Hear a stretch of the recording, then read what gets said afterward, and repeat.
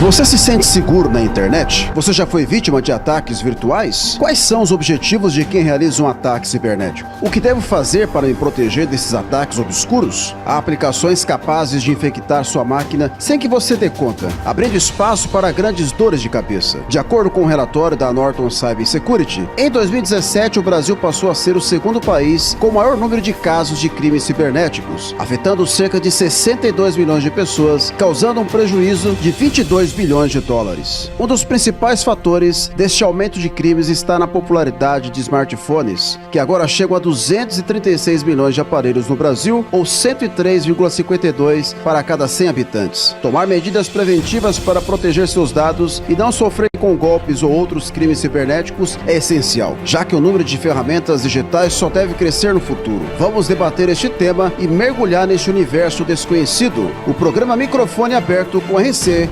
começa agora!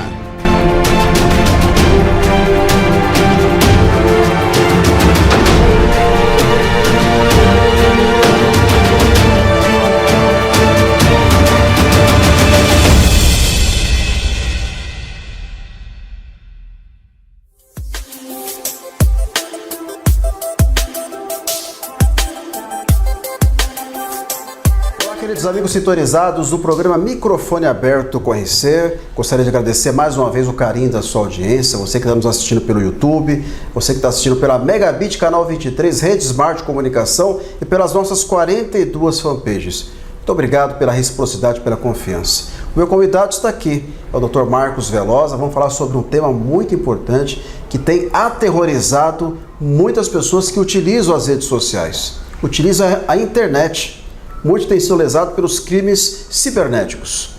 E esse tema, ele é muito importante. Então você que assiste, já vai curtindo, já vai compartilhando. É de extrema relevância a gente tocar nesse assunto, debater os assuntos, esclarecer as dúvidas. Portanto, a interatividade, a participação é muito importante. Queria aqui agradecer primeiramente a presença do Dr. Marcos Velosa, que além de um profissional exemplar, como advogado, especialista nesse assunto, essa parte investigativa de crimes virtuais, infelizmente falta aí profissionais capacitados nessa área, principalmente no Estado.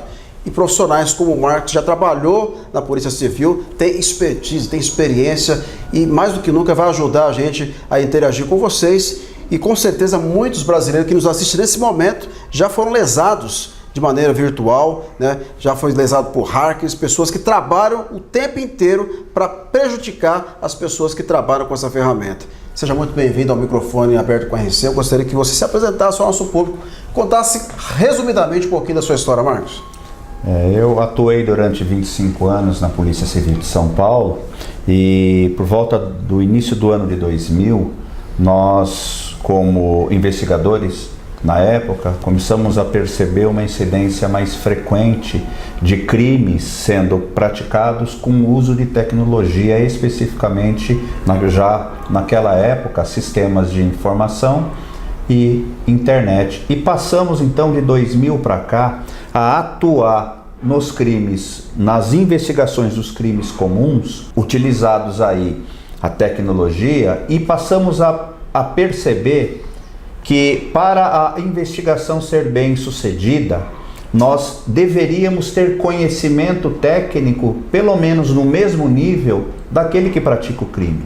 E passamos então a atuar na investigação, mas nos preparamos tecnicamente na área de sistemas, na área de segurança da informação, trabalhando com engenharia reversa, entendendo como o crime era praticado, e passamos então a ter bons resultados. E de 2000 até o momento em que eu me aposentei, ou eu participei de grupos especiais, ou eu chefiei grupos de investigadores que atuavam de forma especial. Quando aposentei-me da carreira pública, ingressei então na advocacia privada, até pelo grau de relacionamento que eu já tinha com empresários quando era investigador, passei a ser procurado para auxiliá-los agora como advogado em crimes cibernéticos, sejam natos ou sejam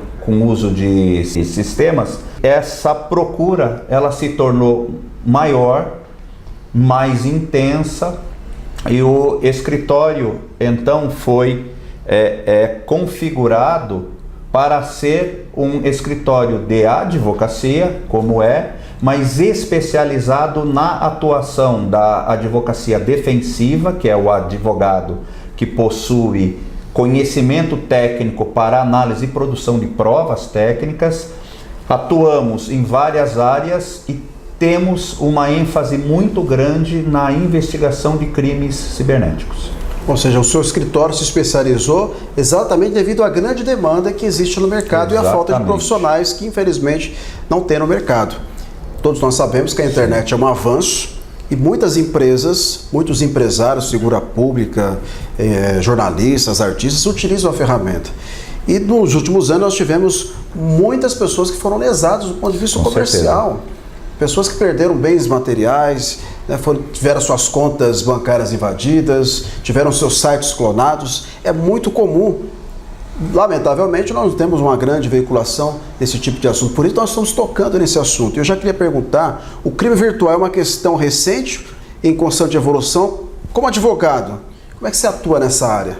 Você já disse anteriormente que o seu escritório se especializou, mas como é que é exatamente a atuação na área?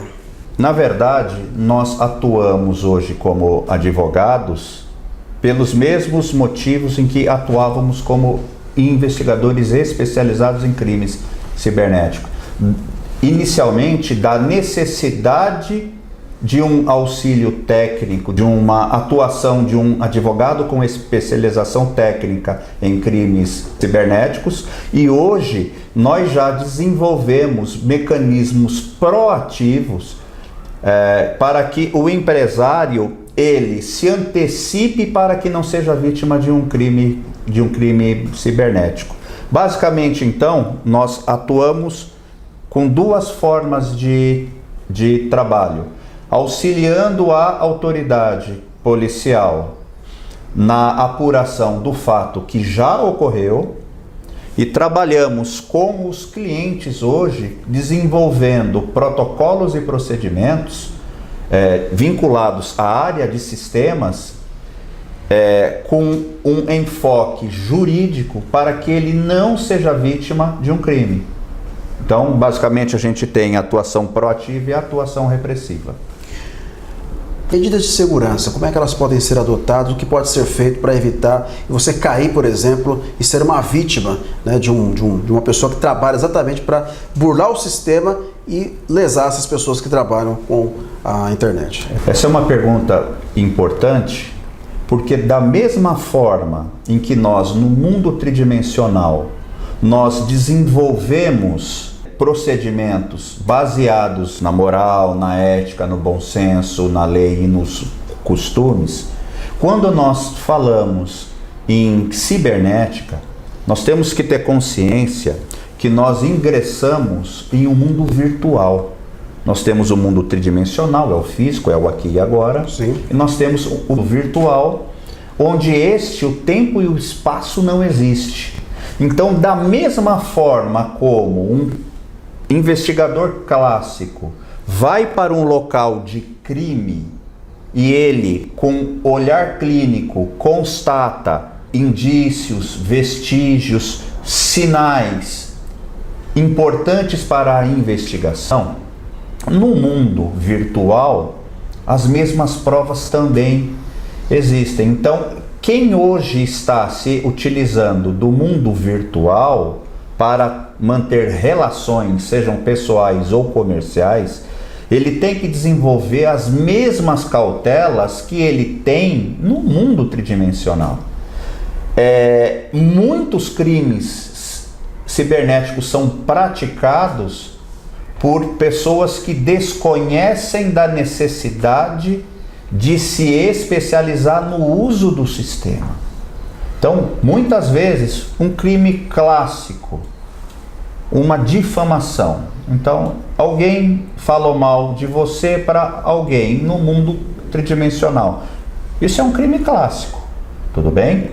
No mundo virtual, quando alguém faz uma ofensa a você e eu compartilho, quem fez a ofensa praticou um crime e eu outro.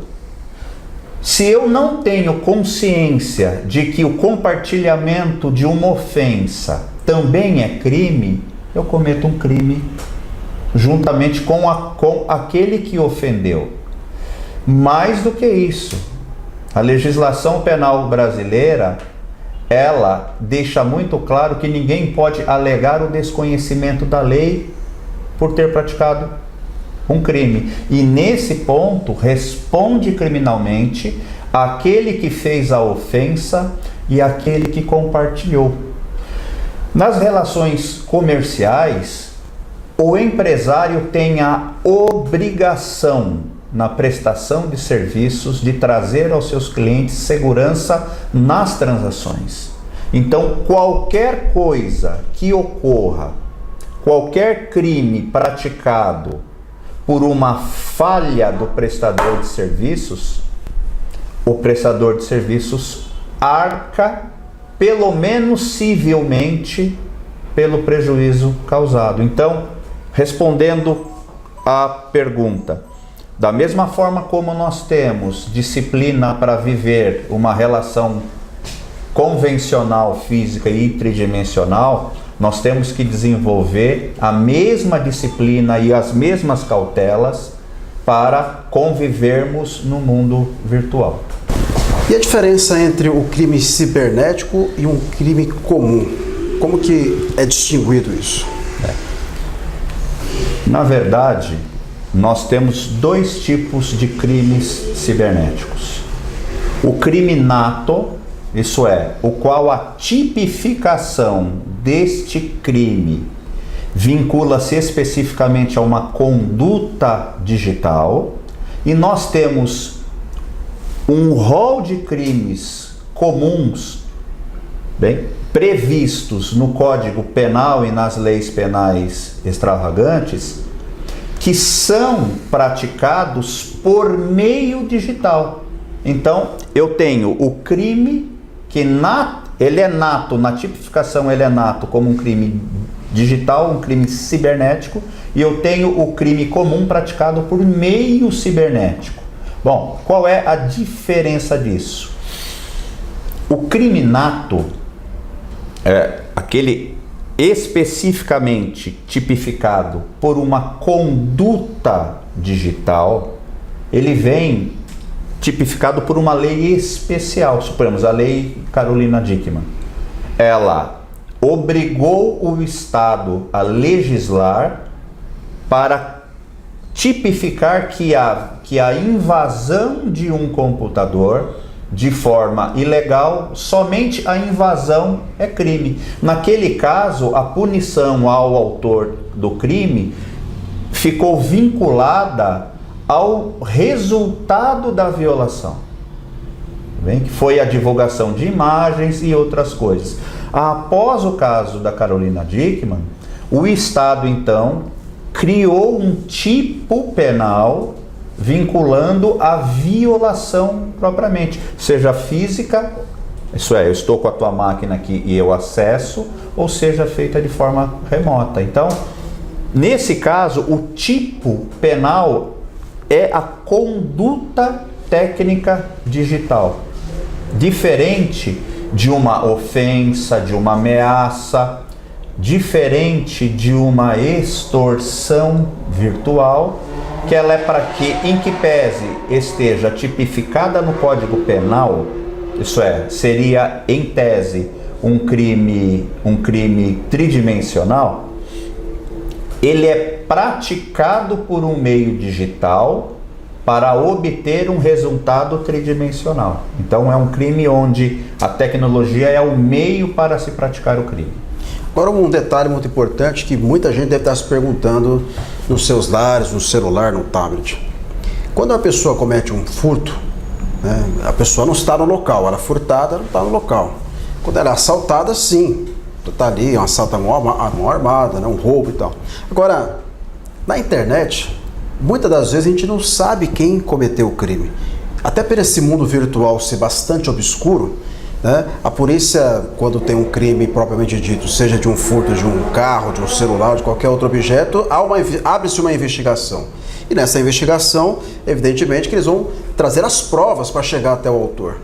Agora, na internet, como é que é feito isso? Como é que você vai conseguir achar esse infrator que está escondido aí em algum lugar, que a gente sabe que a internet tem esse tabu ainda, principalmente para os leigos. Então a pessoa vai lá, acessa um site, baixa um aplicativo, está carregando lá, está trazendo para dentro da sua máquina diversos vírus que vai rastrear a sua máquina, vai trazer os dados pessoais, de conta, enfim.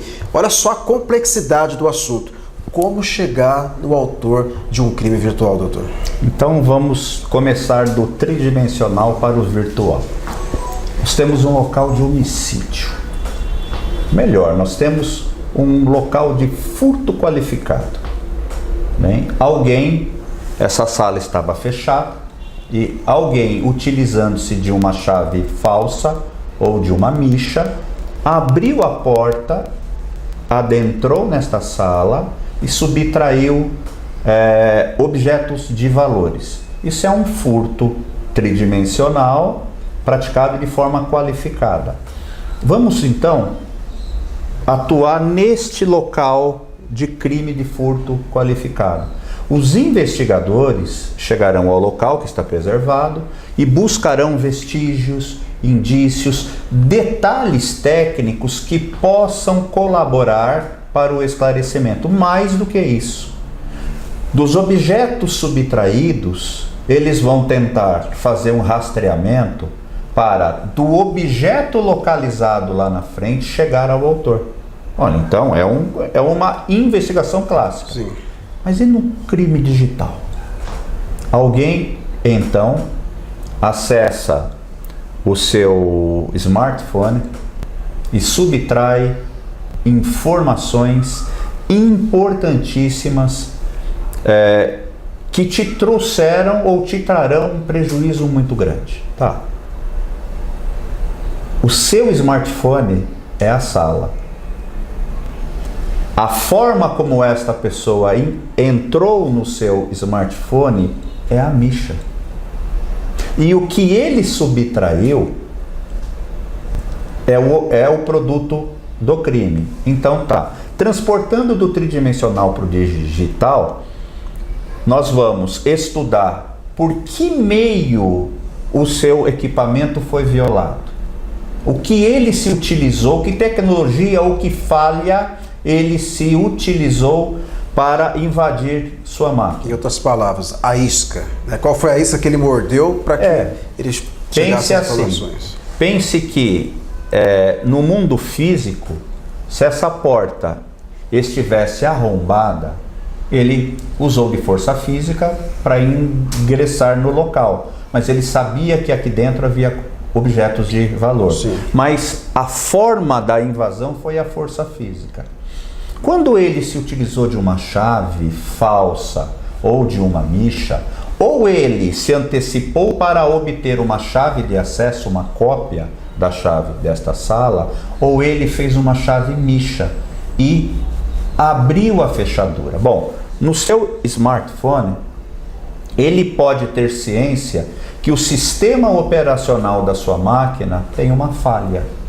Vou mais além, que um dos aplicativos que você usa tem uma falha, a gente chama de porta, tudo bem? E sabendo que você tem uma falha de segurança e sabendo por qual porta ele tem que entrar, ele invade. Vou mais além, a isca. Ninguém dá nada de graça para ninguém. Exatamente. Bem? Você baixou um sistema miraculoso, que na verdade é a forma como o furtador se utilizará para entrar na sua máquina. Bom, entrou. Bom, no caso clássico, os indícios coletados e a investigação da localização dos objetos para chegar ao autor. No virtual é a mesma coisa, porque quando ele invade sua máquina, ele invade também de algum lugar.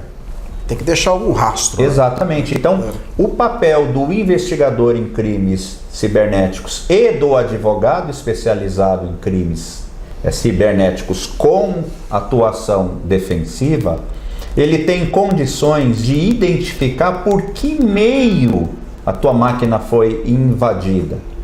Ele tem condição de saber que do uso daquela informação, ele faz através da engenharia reversa, ele segue um caminho contrário e chega a quem dispôs dessa imagem ou desse dado ou quem se utilizou. Então, de forma muito semelhante, a investigação tridimensional e a virtual ocorrem, com a diferença de que o investigador que atua em um local, ele tem que conhecer muito bem do crime que foi praticado, da forma como ele é praticado e conhecer de técnicas investigativas. O advogado defensivo que atua com crimes cibernéticos, ele tem que conhecer muito bem o crime que foi praticado, a forma como ele foi e os mecanismos e procedimentos para a identificação dos autores. O mais importante de tudo isso é que o advogado que atua de forma defensiva com crimes cibernéticos, ele produz antecipadamente, localiza, registra e produz todas as provas necessárias para auxiliar a autoridade policial, que quem de fato tem essa competência de esclarecer do crime cometido. Vale ressaltar que o criminoso, independente da sua qualificação, é criminoso. Ele tem a mente voltada para o mal. E muitos desses crimes virtuais ocorrem justamente devido à fragilidade que o sistema, inclusive, oferece. E a internet facilitou a mente desses criminosos que se especializaram, uma vez que todos nós acessamos a nossa internet, né? Nós temos o nosso smartphone, nós temos o nosso computador, o tablet, as pessoas acessam a internet, nós precisamos, é um veículo de trabalho, né? As pessoas, muitas delas, ou quase a maioria, são dependentes. Sim. Mas a internet, as pessoas que migraram para a internet, que trabalham com essa ferramenta, os criminosos, evidentemente, sabendo disso, também se especializar. Facilitou a vida desses criminosos que se especializam justamente em praticar esse tipo de crime? Roberto, a internet e a tecnologia facilitou a vida em geral.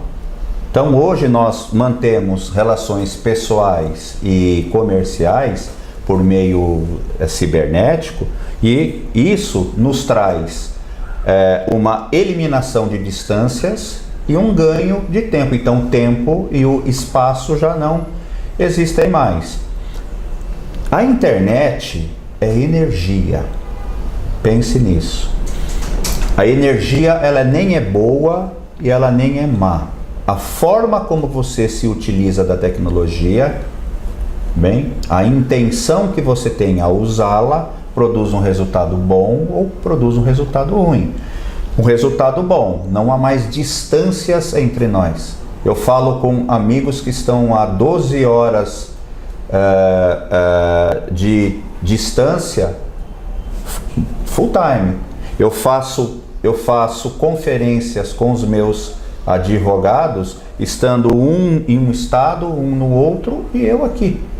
E isso simultaneamente, em tempo real. Então, ora, eu utilizei a tecnologia, a internet, para um aspecto profissional que me traz eficiência, me traz um ganho de tempo, me traz um ganho de qualidade técnica.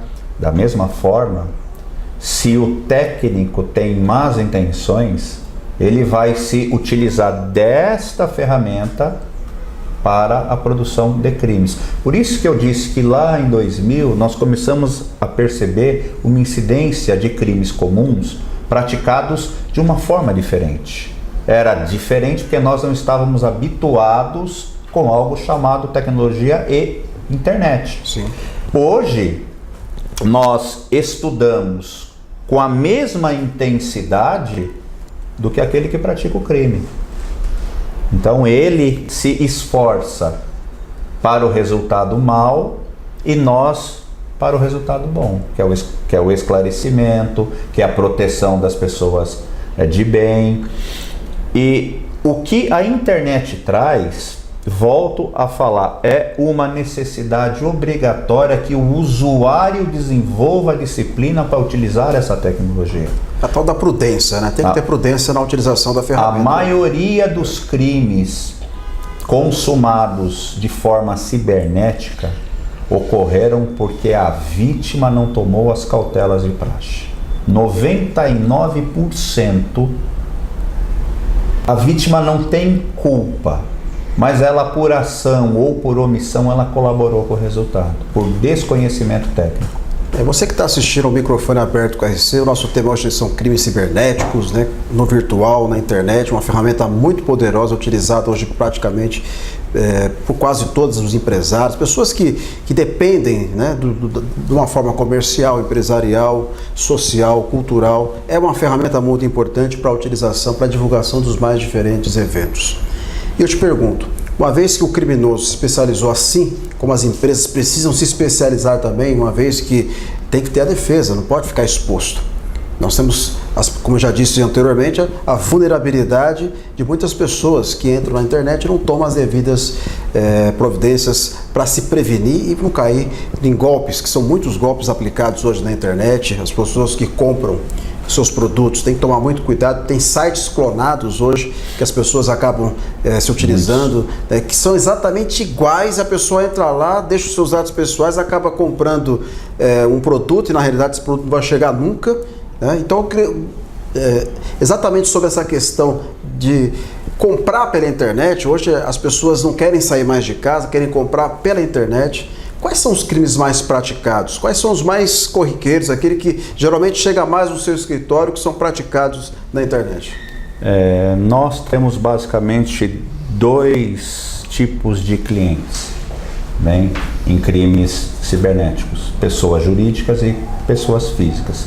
As pessoas jurídicas, nossos clientes, empresas, eles geralmente são vítimas de sabotagem digital, são vítimas de uma extorsão virtual, é um crime muito praticado hoje. Alguém invade o sistema dessa empresa, lança um vírus que criptografa todo o banco de dados dessa empresa e ele passa a exigir um valor determinado com pagamento em criptomoeda para que ele possa dar a chave para descriptografar.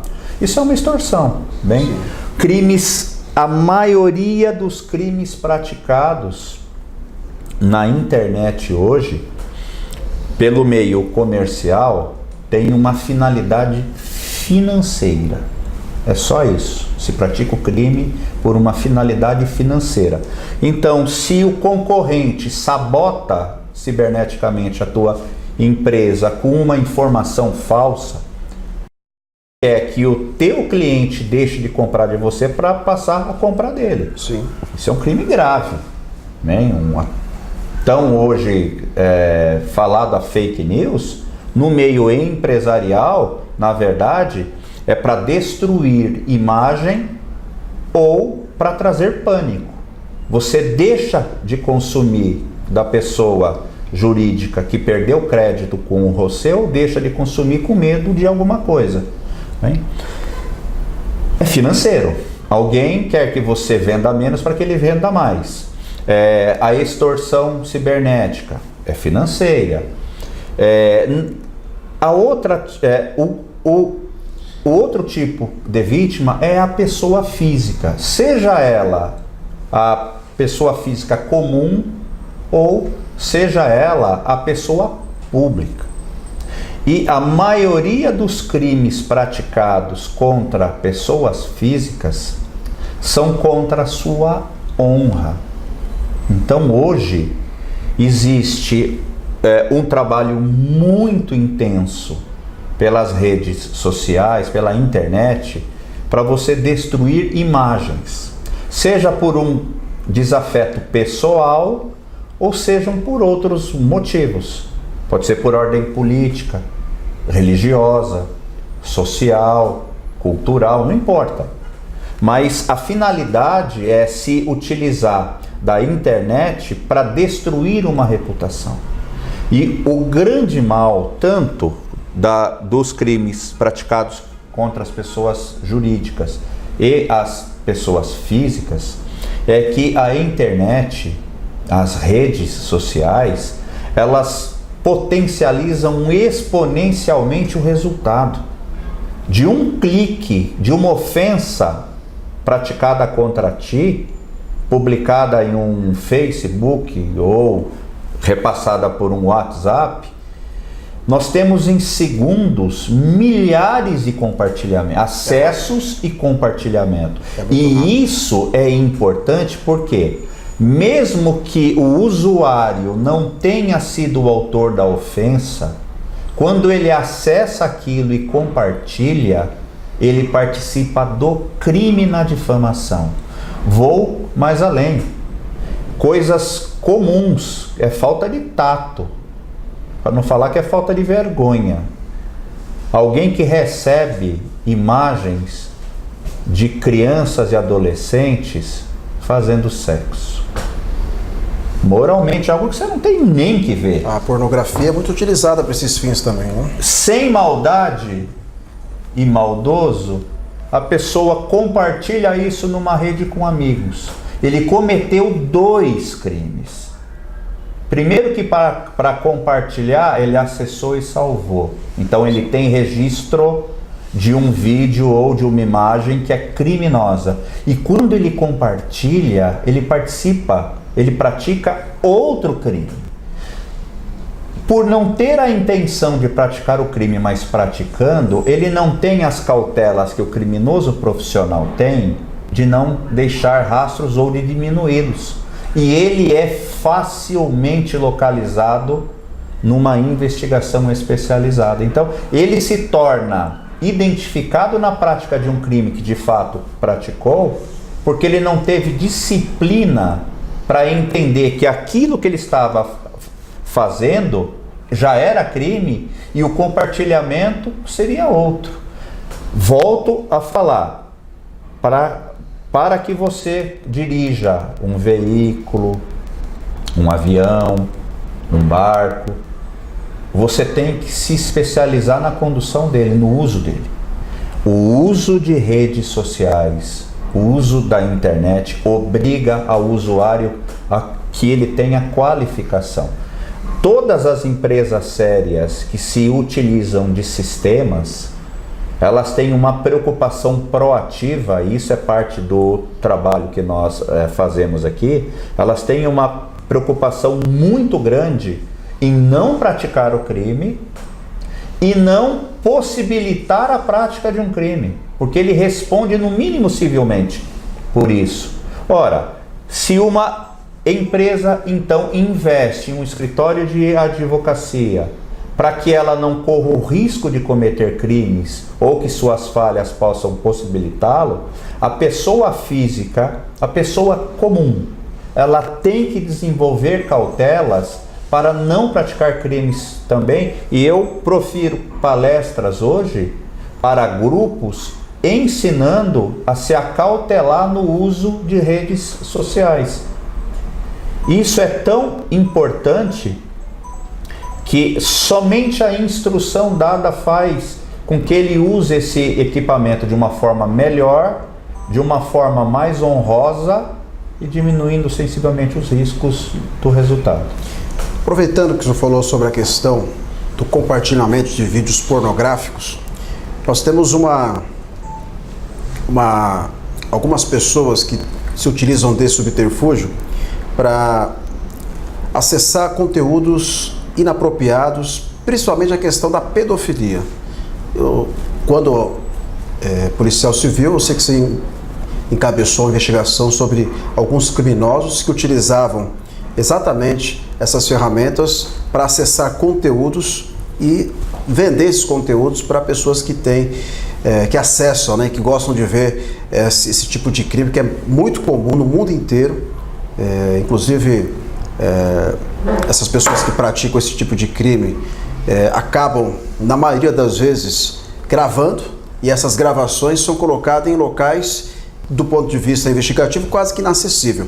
Só uma investigação contundente, com especialização, é que consegue rastrear e buscar esses criminosos. E a pedofilia e a pornografia é algo tão comum na vida de várias sociedades, que foi como o doutor falou. As pessoas acham que nunca serão rastreadas, que nunca serão pegas. E os pedófilos que estão assistindo esse programa, tomem cuidado. Porque com certeza, se você um dia compartilhou, acessou ou compactuou, pode se preparar que o teu caminho é a cadeia. Porque esse tipo de crime praticado no mundo por essas pessoas que muitas das vezes se escondem aí em ambientes obscuros da internet, um dia será pego. E esse crime virtual, que é tão comum, as pessoas acham que não, mas ele é muito comum. Tanto é que a maioria das vezes, quando a polícia consegue identificar um pedófilo, é uma investigação de 1 ano, às vezes, que leva para conseguir chegar até o autor, aquela pessoa que distribui para outros pedófilos no mundo inteiro. Que existem no mundo inteiro, é uma praga isso, lamentavelmente é uma praga. Mas esses crimes são difíceis de conseguir achar. Quando o senhor era policial civil, já fez várias investigações nesse sentido, pegou um conteúdo vasto. Queria que você contasse um pouquinho dessa experiência, desses crimes cometidos na internet, principalmente a pedofilia, que é um crime absurdo contra crianças que são exploradas, são estupradas, são violentadas e, infelizmente, em vários países, e o Brasil é uma rota, infelizmente é uma rota, e muitos desses criminosos, infelizmente, ainda não foram pegos. Mas a polícia, os escritórios de advocacia estão se especializando para pegar esses vagabundos, que com certeza o caminho deles é o xilindró, é a cadeia, em alguns países aí é até a pena de morte, porque crime contra crianças, em alguns países aí é realmente degola. Eu queria que você falasse um pouquinho dessa sua experiência, exatamente nesse universo, porque é um universo obscuro e cada vez mais difícil de acessar, porque até os pedófilos são especialistas nisso e eles acabam ficando na obscuridade. Como é que é trabalhar com esse tipo de crime? Roberto, algo que a internet traz de bom para a investigação, em qualquer crime, não só nesse, é que a prova é eterna. Como o tempo e o espaço não existe no mundo virtual, quando você localiza uma prova, um detalhe, você ganha um fio de raciocínio técnico. As provas estarão lá pela eternidade, não se perde. Existem 2 tipos de criminosos que atuam com pedofilia. Quem produz e comercializa, que este é o produtor físico, é quem filma, é quem edita e é quem vende. Então é uma indústria. Esses possuem tecnicamente uma preparação muito maior para diminuir rastros. E nós temos um segundo criminoso, que é o que recebe e compartilha, que é a maioria. A maior parte destes não tem consciência que estão praticando um crime. O ato é indigno, deixemos claro. Mas, não sei por que razões ou cargas d'água, eles cismem em enviar isso para alguém. Este será localizado. Eu já atuei em situações onde eu passei 3 anos infiltrado virtualmente.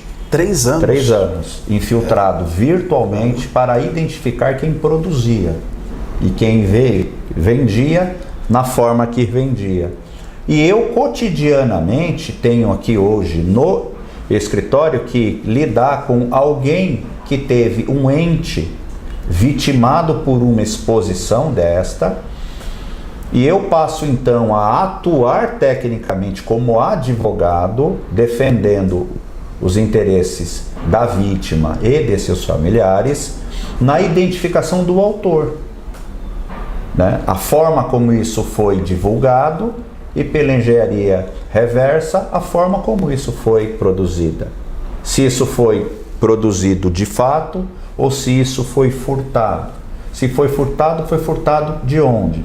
Então, a investigação cibernética para o advogado que atua com defensiva, está em trazer elementos para que a autoridade policial possa de fato esclarecer o crime. Não é o papel do advogado investigativo esclarecer, mas colaborar com o que for legalmente possível para que o crime seja esclarecido. É notório que o Estado hoje passa por uma fase de colapso em prestação de serviços. E a polícia, ela não está fora disso. Então hoje, percebe-se que as polícias, principalmente as estaduais, têm uma dificuldade muito grande em trabalhar com crimes técnicos praticados de forma cibernética. O papel do advogado, neste caso, é auxiliar a equipe de investigações, levando elementos, provas, indícios, detalhes, informações, para que ele tenha condições de esclarecer. Neste caso, eu posso te falar que os grandes produtores de materiais pornográficos são máfias, estão fora do país nós temos também, mas hoje o controle da venda disso, ele é externo. Mas e tem algum país um país em específico que mais produz esse tipo de conteúdo, que a justiça já mirou, tem investigação internacional, ou isso aí acontece em todos os países? Nós temos países com uma incidência de produção maior, a Rússia. A Rússia. A Rússia, ela propaga muita informação dessa. Nós temos outros países asiáticos, africanos, na divulgação disso, no comércio disso. É um comércio ilegal e clandestino. Bem, alguém produziu. Existem hoje criminosos especializados em comprar material e eles revendem. Bem, mas esses, a Polícia Federal brasileira tem qualificação sobrando para atuar e cabe a eles isso, porque são crimes ou interestaduais ou internacionais, e aí entra Interpol, outras polícias estrangeiras que atuam em conjunto, né, através de tratados, para que esse crime seja esclarecido. São crimes internacionais, paga-se em qualquer lugar ali. E nós temos a maioria dos crimes que são, volto a falar, resultados de um desconhecimento técnico, uma desqualificação em todos os sentidos. Mas a intenção de quem praticou o crime não era praticá-lo. Volto a falar, a lei penal brasileira, ela não admite a alegação do desconhecimento da lei. Então, sendo maior, capaz, isso é imputável, arcará criminalmente. E a maioria das pessoas que utilizam sistemas de informação, num impulso, compartilham um vídeo deste, ou uma ofensa, ou uma fake news sobre uma empresa, e eles não sabem que eles estão sendo usados por alguém para a propagação de um crime. Acabam sendo cúmplices sem querer. Ou seja, olha só a complexidade. A internet é um caminho que às vezes ele pode se tornar tortuoso, perigoso. Então fica o alerta aí para os adolescentes, fica o alerta para as crianças, os pais principalmente, a assistirem os seus filhos, porque infelizmente é uma realidade. Os pais não conseguem controlar os seus filhos na internet, na atual conjuntura. Isso acaba facilitando, acabam sendo presas fáceis na mão desses criminosos. O nosso tempo, ele já acabou. Mas eu queria, antes de terminar, porque você vê que o assunto é muito vasto, né? A gente poderia ficar aqui horas e horas falando sobre crimes cibernéticos. Mas para finalizar, e eu tenho certeza absoluta que é de grande valia falar sobre esse assunto, é a questão da segurança pública. Hoje nós temos um tráfico de drogas super atuante no Brasil, tráfico de armas super atuante no Brasil, as nossas fronteiras são super vulneráveis e o crime organizado, o nome já diz organizado, se especializou também. Então, a quantidade de drogas que entram no Brasil é uma coisa imensurável. Armas, então, nem se fala. Quando a gente vê esses embates entre policiais e traficantes, muitas das vezes a polícia acaba não indo para o confronto porque o equipamento que ela tem é inferior. que favoreça o crescimento, porque eu sei que essas quadrilhas se falam com outras organizações criminosas, e infelizmente a internet também é usada para esse fim, a comercialização de drogas. Como é que é feito isso? E muitas das vezes não é feito nesse ambiente virtual que você está acostumado, é feito de outra forma, né? Era aquele lado, como é que chama aquela parte da...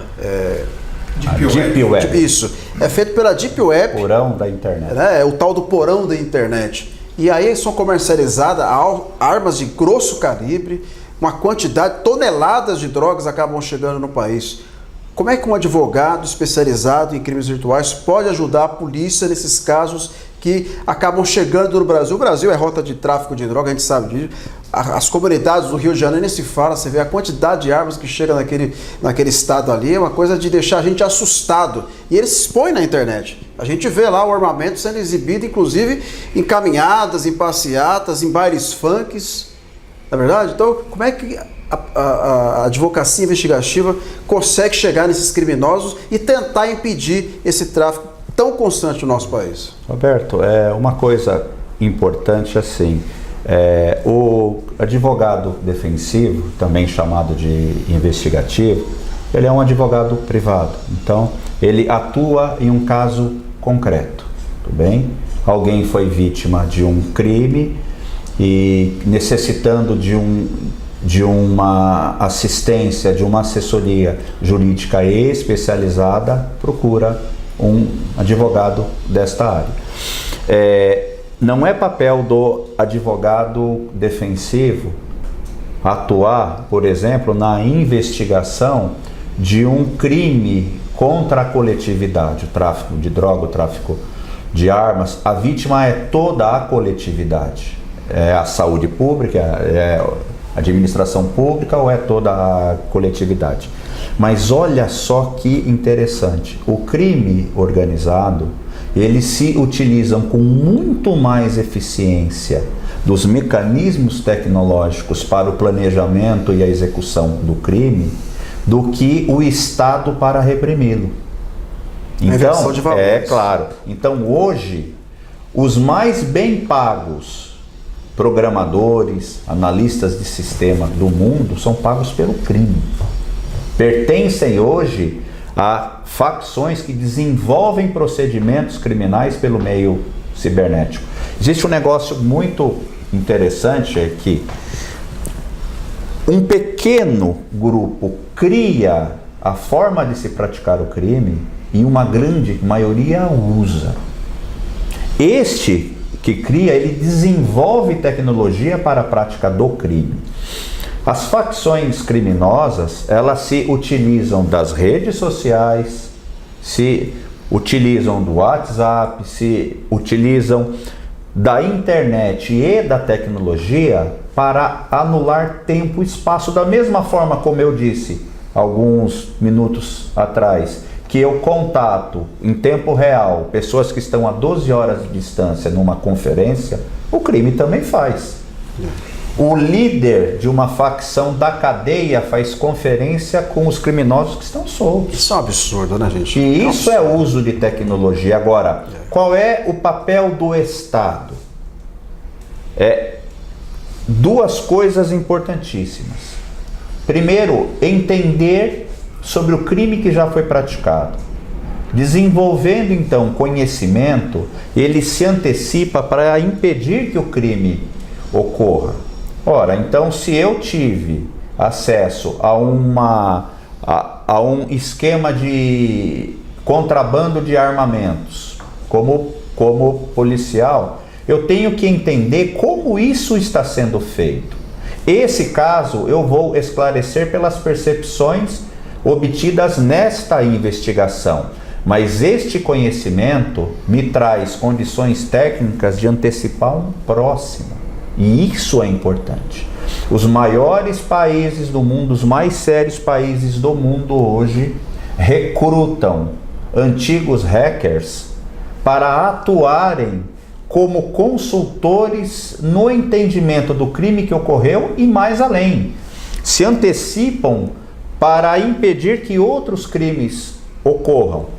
Nós temos aqui um corpo técnico que não é de advogados, mas de especialistas em segurança da informação, na área, pessoas de sistema, que elas são contratadas para que eu, diante de um cliente que deseja se blindar, nós atuamos para encontrar vulnerabilidades.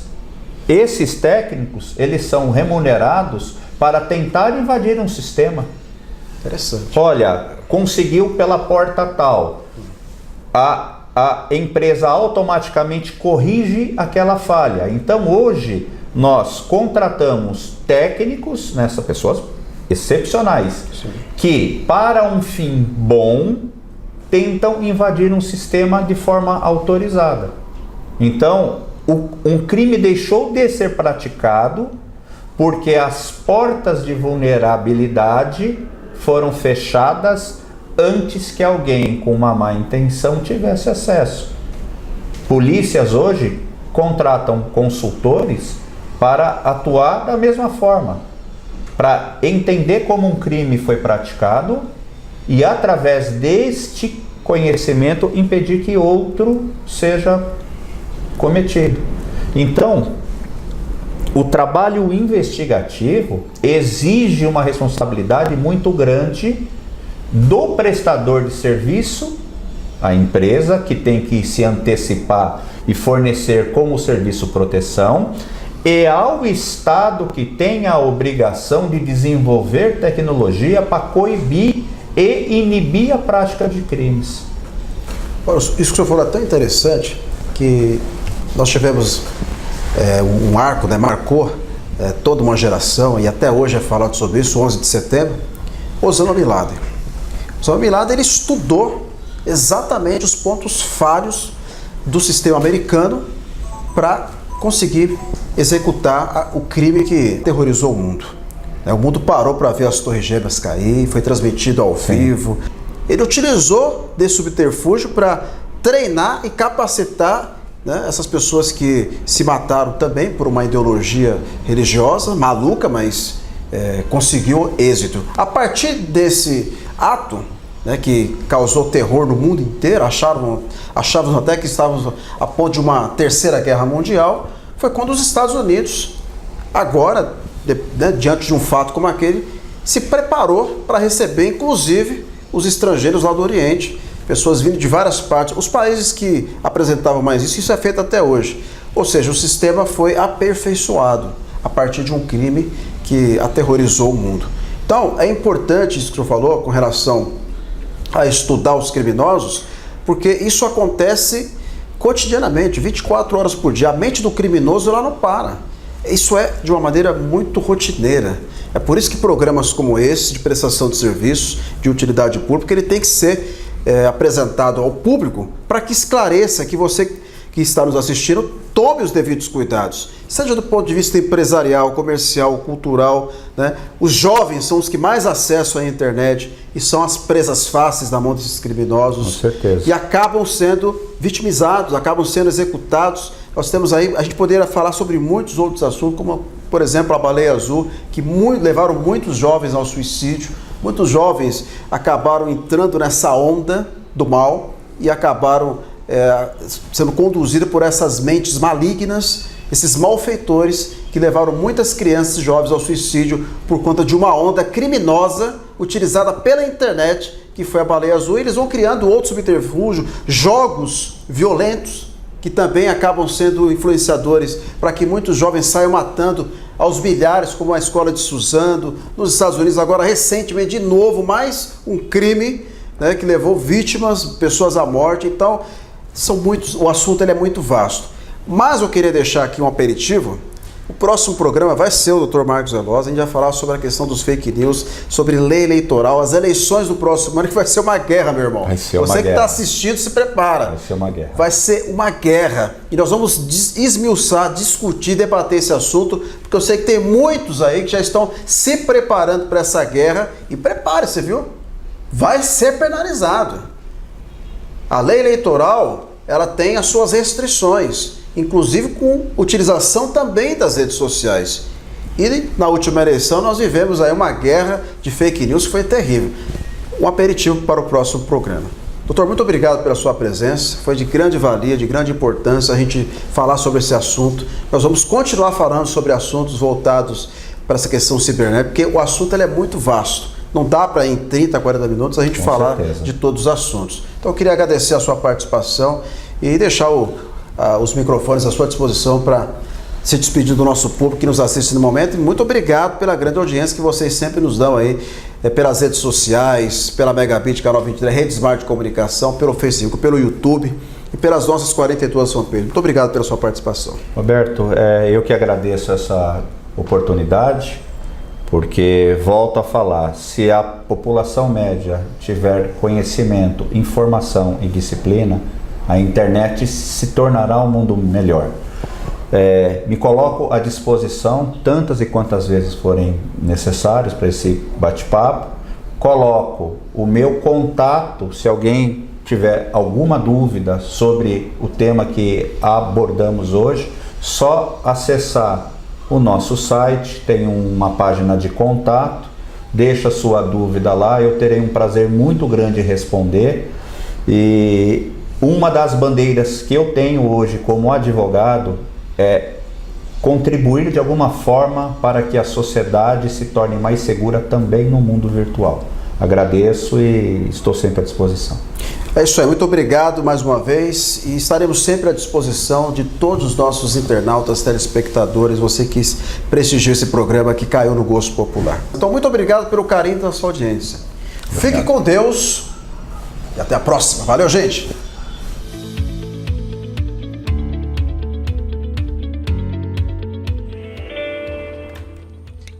Você sabia que há mais de 30 anos o Grupo Extrema cuida do que é mais importante para você? Através de uma central de monitoramento 24 horas, com tecnologia de última geração, oferecemos a você o que há de melhor em segurança eletrônica. Atendemos desde residências, indústrias, comércio, grandes redes varejistas e temos também a solução ideal para o seu condomínio, que vai desde um projeto personalizado ao controle sobre as áreas de acesso. Quer saber mais? Entre em contato conosco através do site www.grupoextrema.com.br ou através do nosso telefone 0800 605 3001. Temos uma equipe especializada e pronta para te atender, agendar uma visita sem compromisso e apresentar o que há de melhor em segurança eletrônica.